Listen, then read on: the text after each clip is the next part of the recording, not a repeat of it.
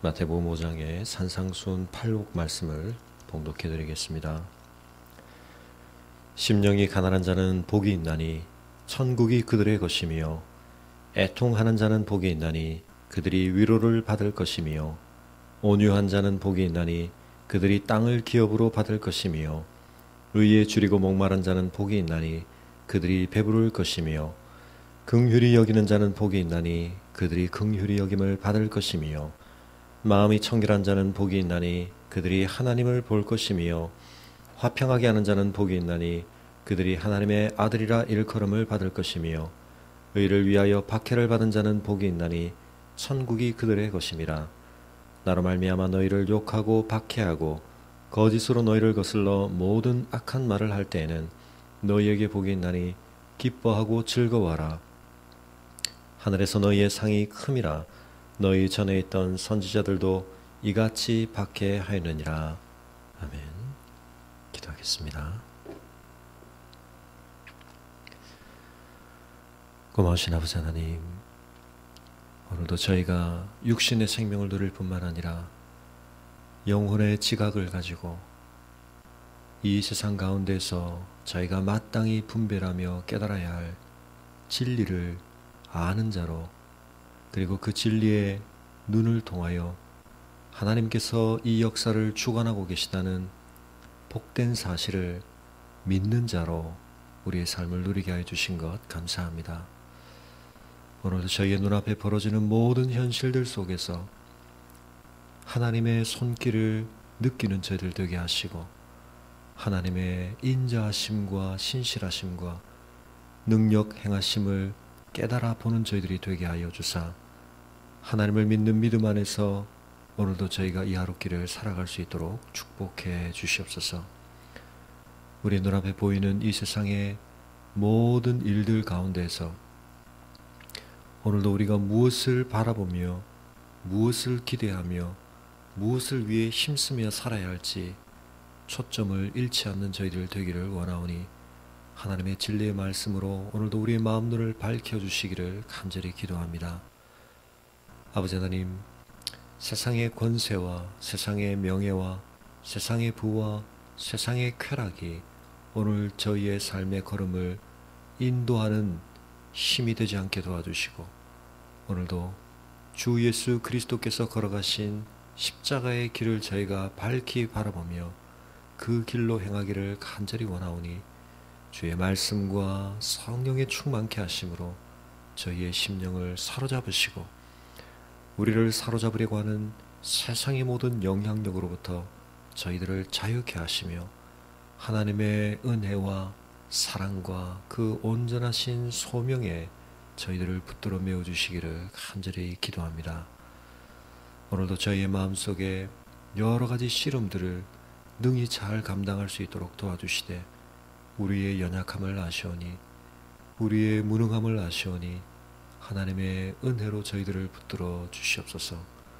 아버지 하나님, 오늘도 저희의 입술과 저희의 생각과 저희의 감정과 의지를 하나님께서 온전히 주관해 주시며, 저희가 하나님의 지혜를 따라 성령의 열매를 품고 그 모든 삶 가운데서 하나님을 영화롭게 하는 삶에 오늘도 아름다운 열매를 드러낼 수 있도록 축복해 주시옵소서.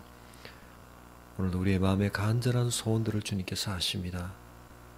자녀가 구하는 것보다 더 나은 것으로, 더 귀한 것으로, 궁극적으로 더 선한 것으로 허락하기 원하시는 선한 아버지 되신 하나님의 응답을 저희가 간절히 기대하오니, 저희의 기도를 통하여서 하나님의 뜻을 이루시는 주의 통로 삼아 주시옵소서. 오늘도 기도하는 우리의 심령을 여시고 하늘의 뜻을 품는 저희의 땅의 기도가 되게 도와주시며, 땅의 것을 구하는 것으로 그치지 아니하고 하늘의 것을 구하며 하늘을 소망하는 오늘 이 하루가 될 수 있도록 우리의 첫 시간 기도를 주님께서 흠양하여 주시옵소서. 감사를 드리고 주 예수 그리스도의 이름으로 기도합니다. 아멘. 함께 묵상하실 말씀은 사도행전 26장 19절부터 32절까지 말씀입니다. 사도행전 26장 19절부터 32절까지를 봉독해 드리겠습니다. 아그리빠 왕이여, 그러므로 하늘에서 보이신 것을 내가 거스르지 아니하고 먼저 다메섹과 예루살렘에 있는 사람과 유대 온 땅과 이방인에게까지 회개하고 하나님께로 돌아와서 회개에 합당한 일을 하라 전하므로 유대인들이 성전에서 나를 잡아 죽이고자 하였으나 하나님의 도우심을 받아 내가 오늘까지 서서 높고 낮은 사람 앞에서 증언하는 것은 선지자들과 모세가 반드시 되리라고 말한 것밖에 없으니 곧 그리스도가 고난을 받으실 것과 죽은 자 가운데서 먼저 다시 살아나사 이스라엘과 이방인들에게 빛을 전하시리라 함이니이다 하니라. 바울이 이같이 변명하매 베스도가 크게 소리내어 이르되 바울아, 내가 미쳤도다. 내 많은 학문이 너를 미치게 한다 하니 바울이 이르되 베스도 각하여, 내가 미친 것이 아니요 참되고 온전한 말을 하나이다. 왕께서는 이 일을 아시기로 내가 왕께 담대히 말하노니 이 일에 하나라도 아시지 못함이 없는 줄 믿나이다. 이 일은 한쪽 구석에서 행한 것이 아니니이다. 아그리빠 왕이여, 선지자를 믿으시나이까? 믿으시는 줄 아나이다. 아그리빠가 바울에게 이르되 네가 적은 말로 나를 권하여 그리스도인이 되게 하려 하는도다. 바울이 이르되 말이 적으나 많으나 당신뿐만 아니라 오늘 내 말을 듣는 모든 사람도 다 이렇게 결박된 것 외에는 나와 같이 되기를 하나님께 원하나이다 하니라. 왕과 총독과 번이게와 그 함께 앉은 사람들이 다 일어나서 물러가 서로 말하되 이 사람은 사형이나 결박을 당할 만한 행위가 없다 하더라. 이에 아그리빠가 베스도에게 이르되 이 사람이 만일 가이사에게 상소하지 아니하였더라면 석방될 수 있을 뻔하였다 하니라.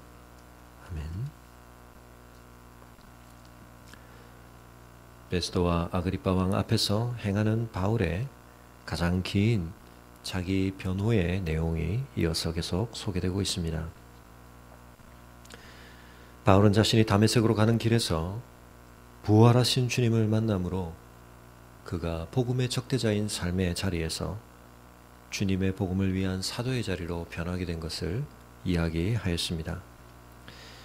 그가 경험한 그 일이 그의 삶을 어떻게 변화시켰는지 그는 말하고 있습니다. 그는 더 이상 하늘에서 보이신 것을 거스르는 삶을 살 수 없었다고 말하고 있습니다.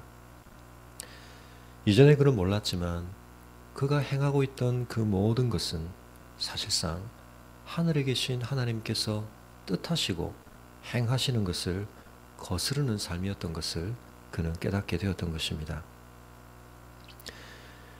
그는 많은 것을 판단하고 그리고 결심하고 또 남들보다 더 열심을 품고 행하고 있었으나 그 모든 것은 가시체를 뒷발질하는 고생에 불과했던 것입니다. 우리의 삶의 진정한 성취는, 진정한 만족과 보람은 이 모든 인생과 삶의 주관자 되신 하나님의 뜻과 합한 것일 때에 진정으로 우리에게 가치 있는 열매, 성취 그리고 보람이 될 것입니다.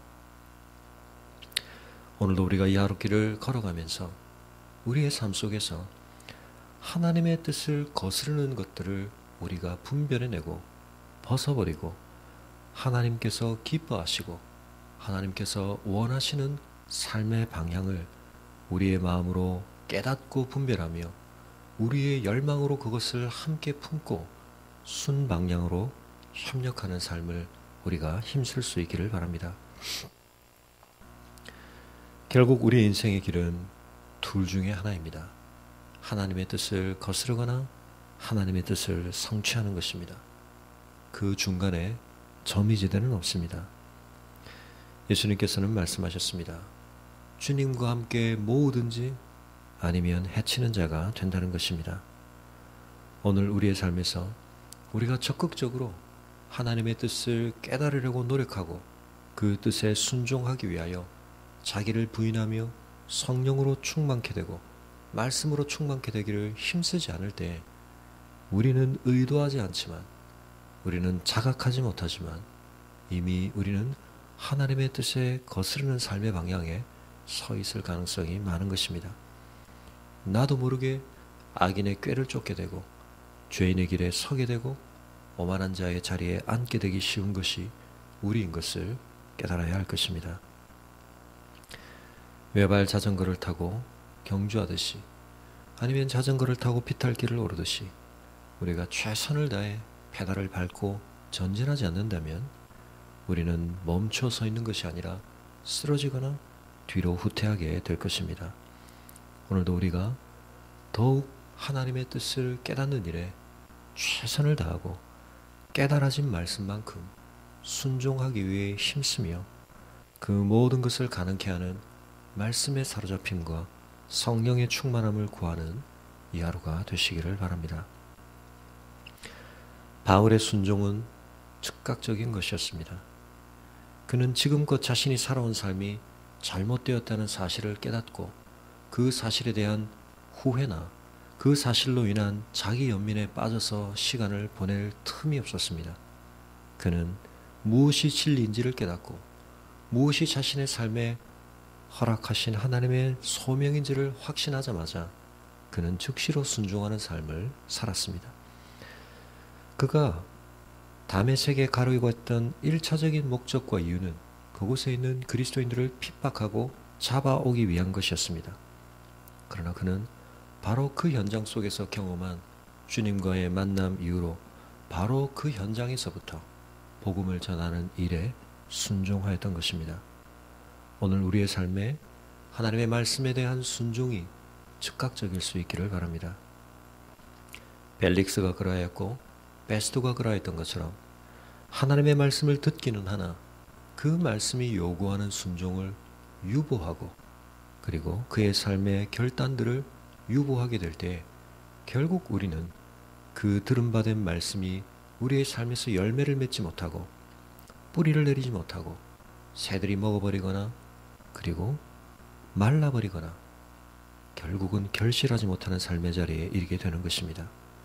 하나님의 말씀이 하나님의 부르심이 우리의 삶 속에 심겨질 때에 우리가 즉각적으로 순종하는 것이 얼마나 중요한지 모르겠습니다. 바울은 다메섹과 예루살렘과 그리고 유다와 이방인에 이르기까지 이제 하나님의 복음을 전하는 일에 헌신하였습니다. 그 복음의 핵심적인 내용은 회개하라고 하는 것이었습니다. 회개한다라고 하는 것은 삶의 방향을 돌이키는 것을 의미합니다. 그것이 무엇을 향한 것이었든 하나님 아닌 다른 것을 향하였던 그 마음을 돌이켜서 하나님께로 돌아오는 것, 그것이 회개입니다. 그러나 회개는 우리의 마음의 상태로만 그치는 것이 아니라 그것의 진실성이 합당한 일을 열매 맺는 것으로 나타나야 한다고 바울은 전하였습니다. 그리고 그것은 세례 요한이 전하였던 회개의 메시지와도 일치하는 것이었습니다. 마음으로 우리가 품은 것은 우리의 삶의 행함과 실천을 통한 열매로 드러나야 마땅한 것입니다. 회개에 합당한 열매를 맺어야만 우리의 회개가 진정한 것인지를 우리 자신과 우리의 삶을 바라보는 모든 사람들이 확인할 수 있을 것입니다. 만물보다 거짓되고 부패한 우리의 마음은 진정한 회개에 이르지 못한 상태에서 자족하고 자위할 때가 많습니다.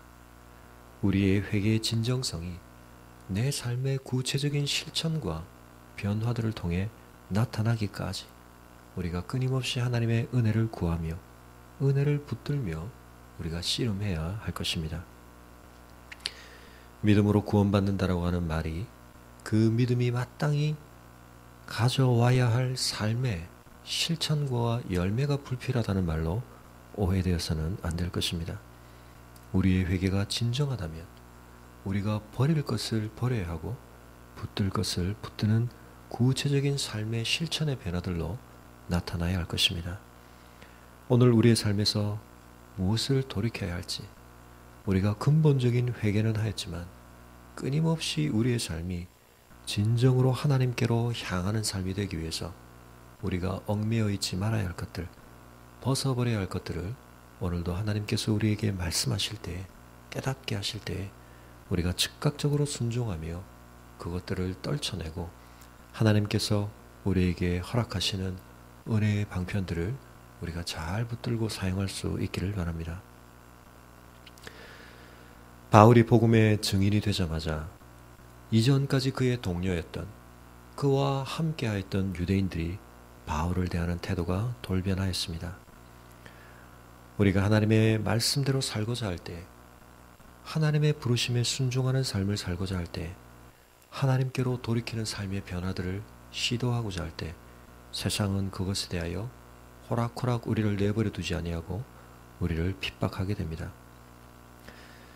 유대인들이 바울을 죽이고자 했던 중요한 이유는 그들의 고소의 내용과는 달리 성전을 모독했다는 것이 아니었습니다. 그것은 핑계에 불과했습니다. 바울은 실제로 성전을 모독하는 행위를 한 적도 없습니다.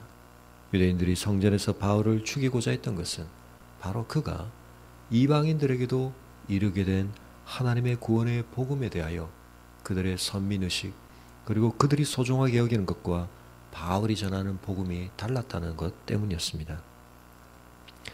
결국 그들은 진리를 거스르는 선택을 하였던 것입니다.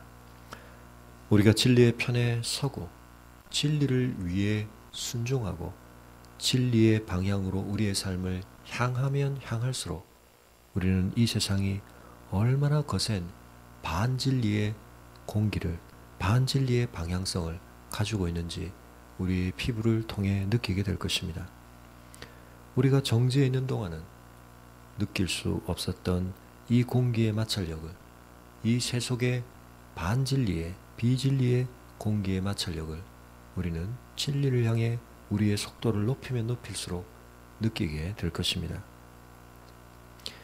우리의 마음 안에서, 이 세상 속에서 우리가 이 거룩한 마찰력을 느끼는 것은 우리의 삶이 잘못되었다는 신호가 결코 아닙니다. 예수를 믿고 복음을 믿으면 모든 일이 순조롭고 잘 되기만 해야 한다고 생각하는 것은 잘못된 공식입니다. 오늘 읽었던 팔복의 산상수훈에서 주님께서 주님의 나라의 백성에게 주시는 교훈의 말씀, 그들의 정체성을 규정하시며 강조하셨던 것처럼 우리가 복음의 진리의 방향으로 오히려 잘 가고 있기 때문에, 하나님의 진정한 복을 우리가 붙들어가고 있기 때문에 우리는 오히려 세상 가운데서 핍박을 당할 수 있고 거스름을 당할 수 있다는 것을 기억해야 할 것입니다. 우리의 삶의 목적은 모든 형편과 모든 사람과의 관계에서 그저 좋은 일만을 경험하는 것이 결코 아닙니다. 할 수 있는 한 모든 사람과 더불어 화평하기를 힘써야 하겠지만, 그러나 우리의 우선적인 관심과 우리의 목적은, 우리의 삶의 목표는 하나님을 향한 것이며 복음을 위한 것입니다. 주 예수 그리스도를 위한 것입니다. 우리가 그 삶의 방향을 더욱 온전히 추구하면 추구할수록 때로 이전에 우리의 삶을 함께 연대해서 살아가던 동료들이, 우리를 지지하던 사람들이 우리를 비난할 수 있습니다. 우리에게 마찰력을 가져다 줄 수 있습니다. 그러나 그 모든 것에도 불구하고 바울이 견딜 수 있었고 그 삶의 방향을 다시 되돌리키지 않을 수 있었던 것은 그가 22절에 말하는 바와 같이 그를 대적하고 거스르는 그 어떤 세력보다도 강력하게 하나님께서 그를 도우셨기 때문이라고 말하고 있습니다.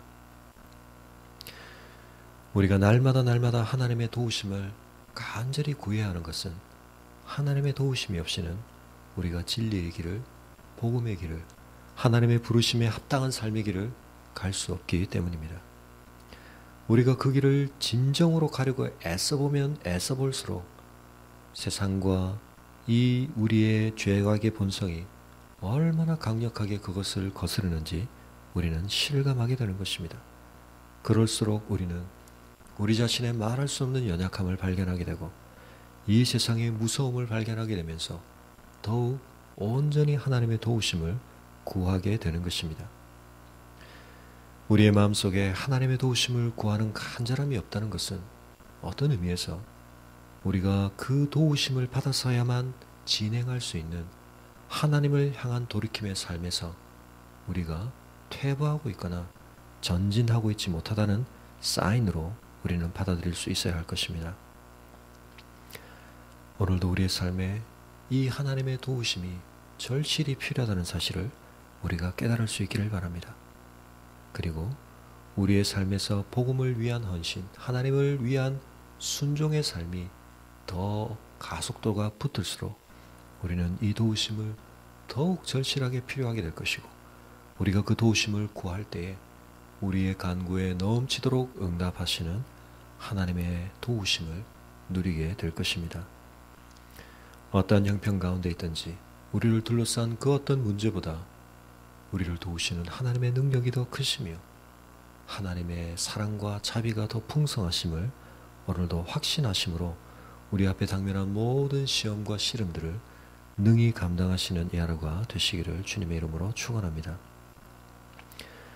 바울은 복음을 받고 예수 그리스도의 부활을 경험하고 사도로 변화된 그 첫날부터 오늘에 이르기까지 그 하나님의 도우심 안에서 자신이 복음을 증거했다고 말하고 있습니다.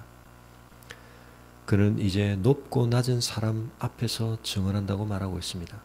그는 때때로 민족의 경계를 넘어서서 이방인들에게 복음을 전했을 뿐만 아니라 계층의 벽을 뛰어넘어서 그의 신분이 어떠하든 그의 배경이 어떠하든 모든 사람에게 복음을 전하였다고 말하고 있습니다. 우리의 선입견을 내려놓고 하나님께서 우리에게 증거하도록 하신 복음은 모든 사람에게 필요한 것입니다. 우리의 판단을 따라 저 사람에게는 복음이 필요하지 않을 것 같다고 생각하는 이 세상의 관점에서 높은 사람에게도 복음은 반드시 필요한 것입니다. 우리가 오늘도 하나님께서 우리를 세워두시는 그 현장에서 오늘 복음을 증거할 수 있기를 바랍니다. 그것은 우리의 말을 통해 복음의 메시지를 선포하는 것일 뿐만 아니라 우리의 삶 속에서 바울이 그러했던 것처럼 복음이 일으켜낸 변화를 드러내는 것입니다.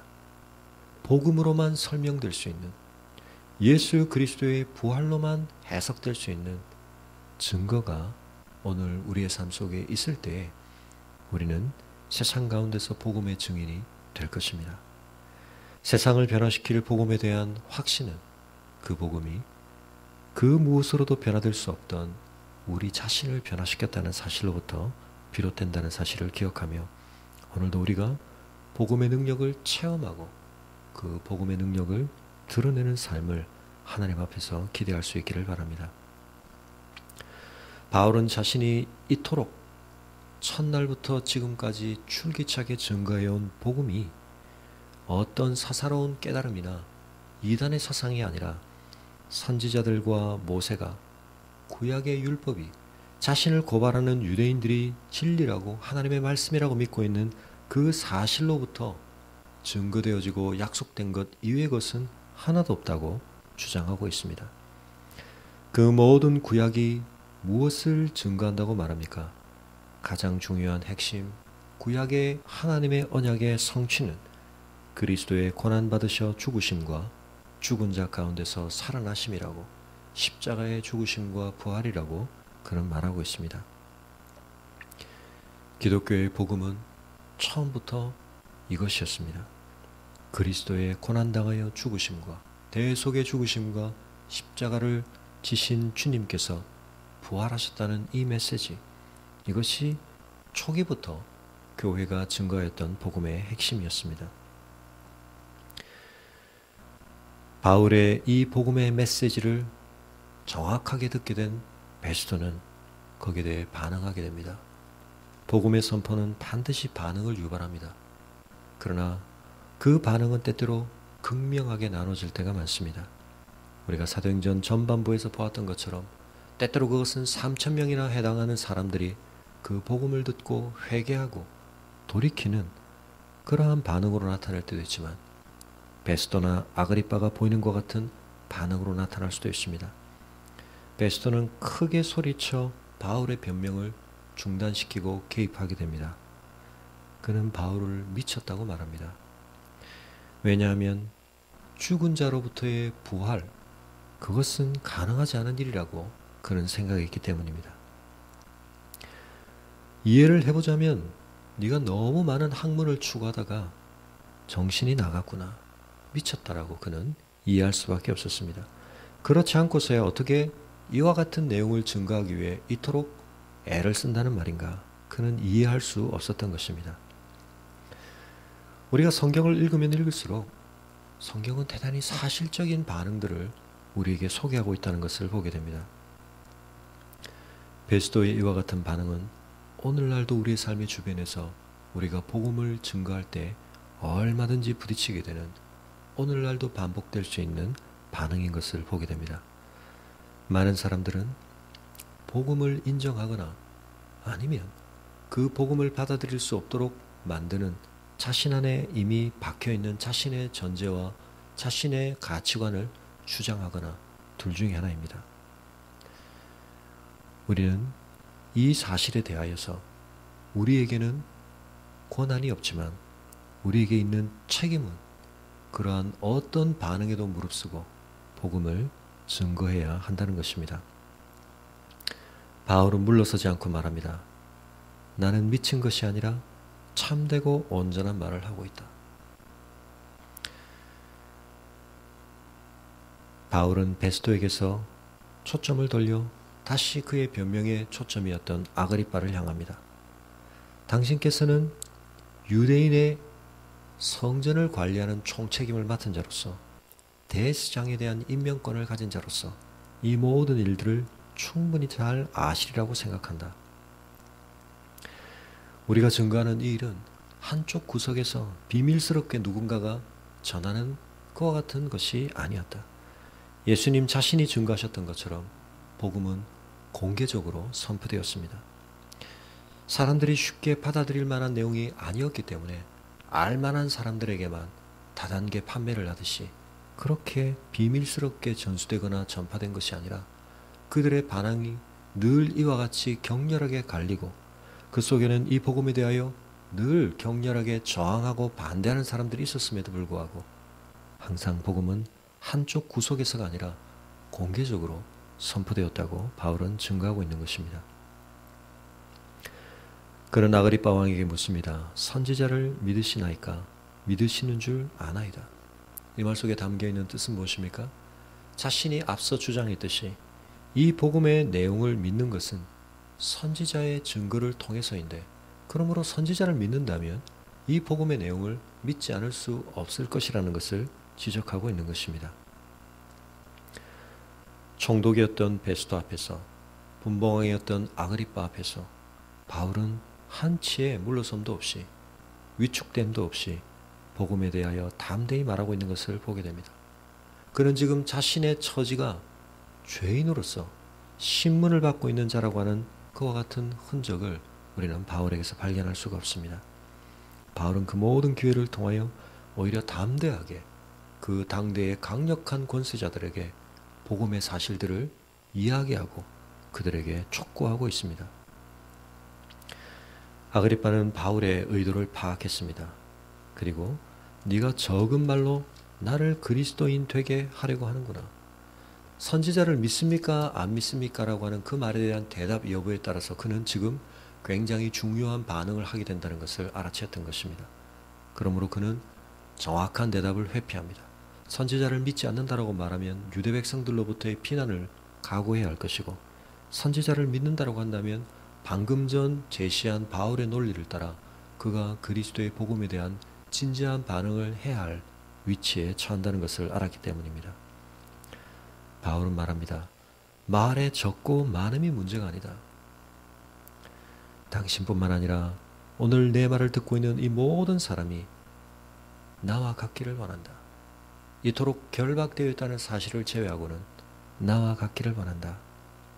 그는 자신의 입장에 대하여서, 자신이 증거하는 복음에 대하여 얼마나 당당하고 자신감을 가지고 있었는지 모릅니다. 오늘 우리의 삶에서 이 복음에 대한 확신이, 이 복음의 영광스러움에 대한 자신감이 우리의 자부심과 연결될 수 있기를 바랍니다. 바울은 말합니다. 로마서에서 당대의 군사력과 경제력과 문화의 중심이었던 그 로마를 향해 나는 복음을 부끄러워하지 않는다. 나는 복음을 자랑한다고 말합니다. 이 복음을 자랑하고 계십니까? 이 복음의 영광스러움을 여러분의 자부심으로 품고 계십니까? 온 인생들이 참 구원 얻고 진정한 생명 얻고 그 인생을 참된 복으로 누리게 하는 이 복음이 나에게 임하였고 그 복음이 내 삶을 변화시켰고 내가 그 복음 안에 소망을 두고 있다는 사실이 여러분의 삶에 얼마나 당당함을 주고 얼마나 큰 확신으로 얼마나 큰 자부심으로 자리 잡고 있는지 우리가 돌이켜 우리 자신의 모습을 바울의 거로 앞에 비춰볼 수 있기를 바랍니다. 왕과 총독과 버니게와 함께한 모든 사람들은 바울이 전한 복음을 받아들이지는 않았지만 적어도 바울이 유대인들이 고발한 것과 같은 그와 같은 사람은 아니라는 사실에 대하여 동의하였습니다. 그가 가이사에게 상소하지만 않았다면 그는 석방할 수도 있는 사람이었다고 그의 무죄를 인정하였습니다. 그러나 이미 바울은 가이사에게 상소했기에 이제 그들도 이 상소를 가로막을 수가 없고 이제 바울은 로마를 향해 가게 되어 있었습니다. 이 일에 이르는 모든 과정들은 바울에게 참 쓰라리고 힘든 인내와 연단의 과정이었지만 우리가 돌이켜 생각해 볼 때 만일 여기서 바울이 석방되어 버렸더라면 그를 죽이기로 호시탐탐 노리고 있는 유대인들의 위협 속에서 그가 어떻게 로마에 이를 수 있었겠습니까? 그는 오히려 이 상소를 통하여서 로마의 호의를 받으며 로마에 이르러 그가 베스도와 아그리빠 앞에서 증거했던 것처럼 로마에서도 복음을 전할 수 있는 하나님의 보호를 받으며 그 길을 걸어갈 수 있었던 것입니다. 궁극적으로 하나님의 뜻이 성취됩니다. 오늘도 우리가 이 사실을 다시 한번 확신하며 바울이 그 순종의 걸음을 통하여 때로는 고난의 과정을 거쳐서이지만 하나님의 영광스러운 이끄심을 그의 삶에서 확신하고 그것을 누렸던 것처럼 오늘 우리 하루의 삶을 통해서도 주님 우리와 동행해 주시고 우리를 보호해 주시고 우리를 도와주시고 우리가 진리의 편에 서고 우리가 하나님께로 돌이킨 자의 삶을 추구해 갈 때에 우리를 통하여서 하나님의 뜻을 성취하여 주시옵소서. 우리의 가정이 우리의 교회가 그와 같은 하나님의 뜻 안에 있으며 그 뜻을 성취하는 자들로 오늘 이 하루를 감당하게 하옵소서. 기도하실 수 있기를 바랍니다. 가지고 나오신 기도의 제목들로 기도하실 때 바울의 삶을 인도하셨던 하나님의 세밀하신 인도하심을 오늘도 누리시는 복된 하루 되시기를 주님의 이름으로 축원합니다.